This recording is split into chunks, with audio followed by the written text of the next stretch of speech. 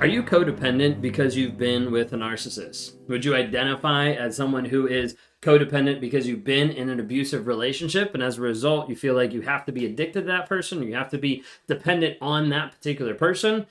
What does codependency actually look like? Well, today we're going to dive into it a little bit, and we're going to dive into just a definition that I found that we're going to go walk through from Mental Health America, and I'm going to put the link down below so you can also see the stuff that I'm reading off of and I'm going through to be able to understand this is where I got it from.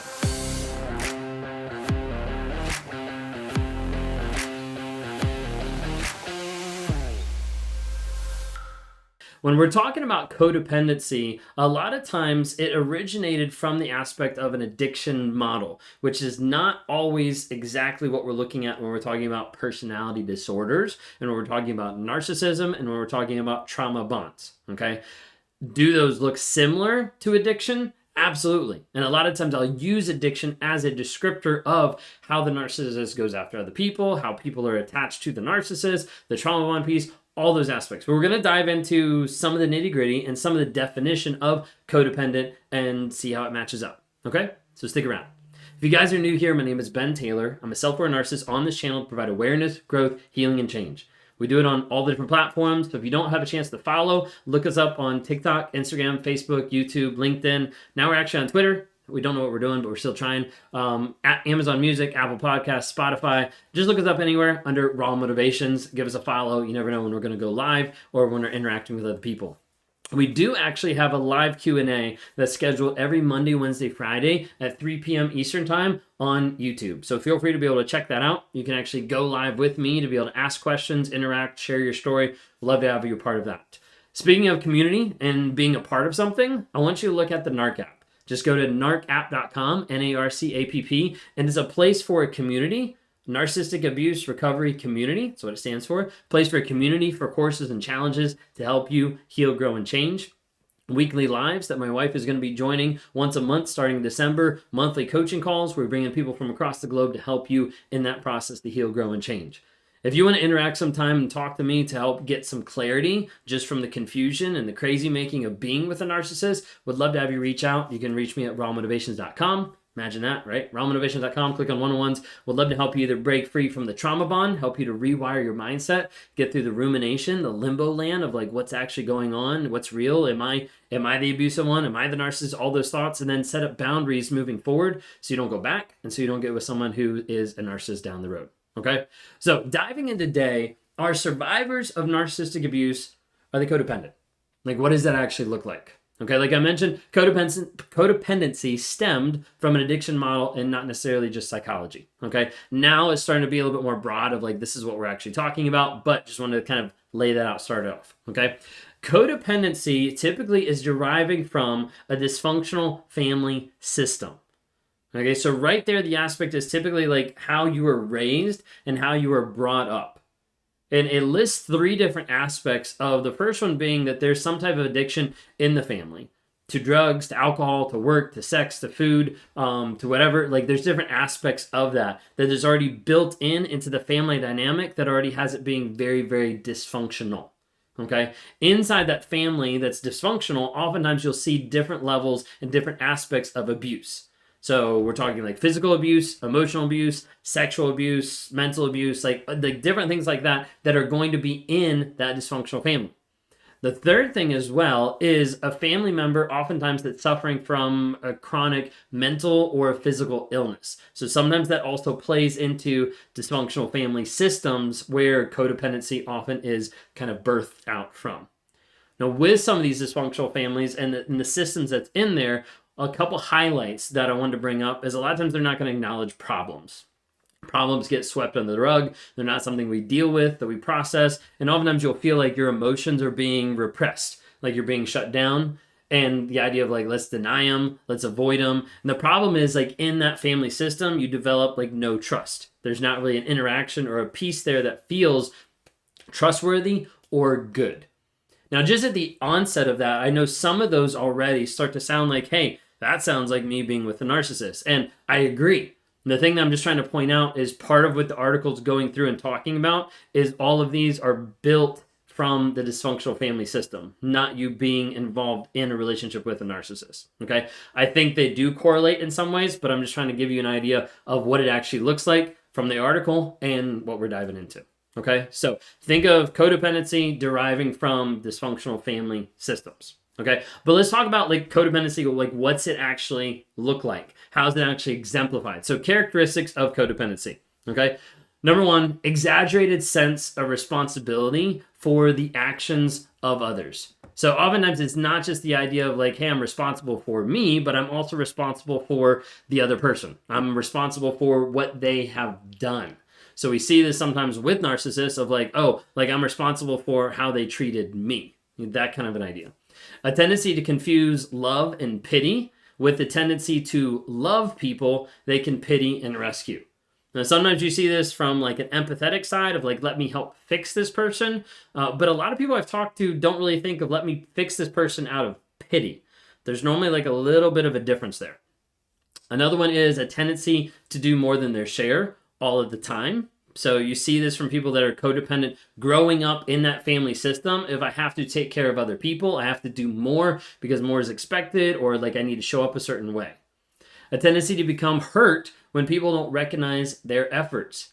Oftentimes in that dysfunctional family system, you're growing up in a system that is not going to acknowledge who you are, what you're doing, your accomplishments, anything like that, and you're always trying to please that other person. This is why a lot of times growing up in that family system can set people up with different aspects going into relationships that end up getting them hooked into really toxic ones. Another characteristic is an unhealthy dependence on relationships. The codependent will do anything to hold on to a relationship to avoid the feeling of abandonment. Now, right there, abandonment's like ding, ding, ding. Okay, borderline, that's a whole aspect of that. But we're not talking about this isn't creating, I mean, it might be creating, but this isn't saying like, hey, this is borderline. We're just saying like, hey, like they want to do anything to keep a lot of times the family dynamic together.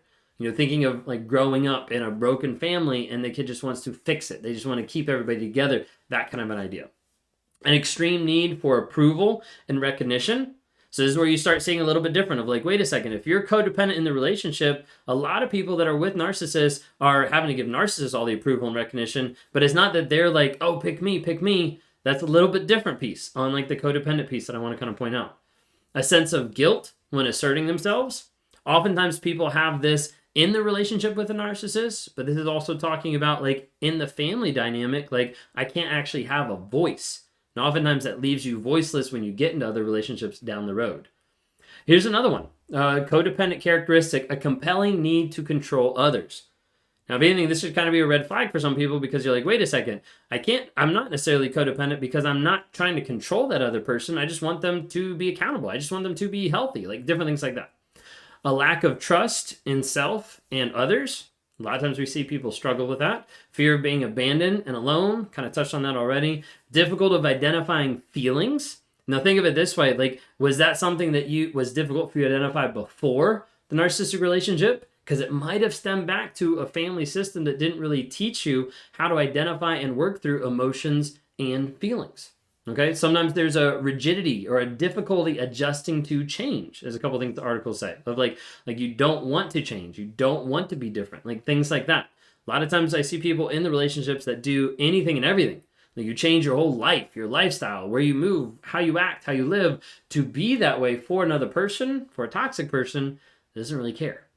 Okay, problems with intimacy and boundaries. Now, a lot of times we have people in relationships that don't know how to set boundaries, and oftentimes we see that stems back to their childhood. Of in that dysfunctional family, they didn't have boundaries. They didn't have stuff that actually was like, no, this is my limit. They weren't taught that they have those limits, that was disrespectful or whatever it might be. They didn't have like a level of like intimacy in the family, like emotional intimacy of like, hey, we can actually like be close emotionally to work through our problems, not dump our problems and not enmeshment, but be able to work through our problems in a healthy way. So getting out, it's like, I don't know how to deal with intimacy. So I'm just going to run to another person, whatever it might be. Okay. Another characteristic of a codependent, chronic anger. Oftentimes we don't see that with someone who's with a narcissist. We see reactive abuse, we see frustration and things like that, but we don't see the codependency part that says chronic anger. Same thing with the next one, characteristics of a codependent, lying and dishonesty. Sometimes we see lying happening in different aspects going on in the relationship to be able to get through something, but not on a regular basis. We don't see that as much. Poor communications, and then difficulty making decisions. So there's a bunch of different ones that's going into. So when we're talking codependency, we have to kind of go back to that aspect that it stemmed from the idea of addiction, like an addiction model. That's where it stemmed from, and that's where the concept stemmed from, and then it stemmed from the idea of it deriving from that dysfunctional family that they're trying to be able to hide, change, and be able to control, in one sense, the perspective or the thought processes going on there. So what I'm trying to illustrate and kind of show is it's not just the aspect that you're codependent because you got with a narcissist. If you resonate with some of these characteristics, you might be codependent because of your childhood, because of what actually happened in growing up in whatever relationships with your family, with your friends, with your siblings, things like that. Okay? If that hits home, I want to make sure that you reach out and get help. Then you reach out to a therapist, to someone that you can talk to a counselor, to someone who can actually understand and start walking through this to be like, hey, let's start building up your confidence. Let's start building up the things that you're struggling with. Let's start working on maybe some of those toxic little pieces that we can work on so that you are showing up happy and healthy to the people that you need to show up for. Again, going back to the idea, it's usually rooted in childhood. So identifying self-defeating behaviors is essential to figure out where this actually stemmed from. Okay? Sometimes it's like tapping into your feelings. Sometimes it's starting to list out, what am I feeling? What am I experiencing? What are the triggers that I'm dealing with? Because oftentimes those feelings that have been buried since childhood, maybe they come out in a relationship, but oftentimes when I'm talking to people and even research here, but like when I'm talking to people, they're like, yeah, I was looking for something because I didn't have this in my life, because I didn't grow up with this, because this wasn't there. So I realized this is why. And I got with someone who was exactly like, X, Y, and Z. All these different things like happen.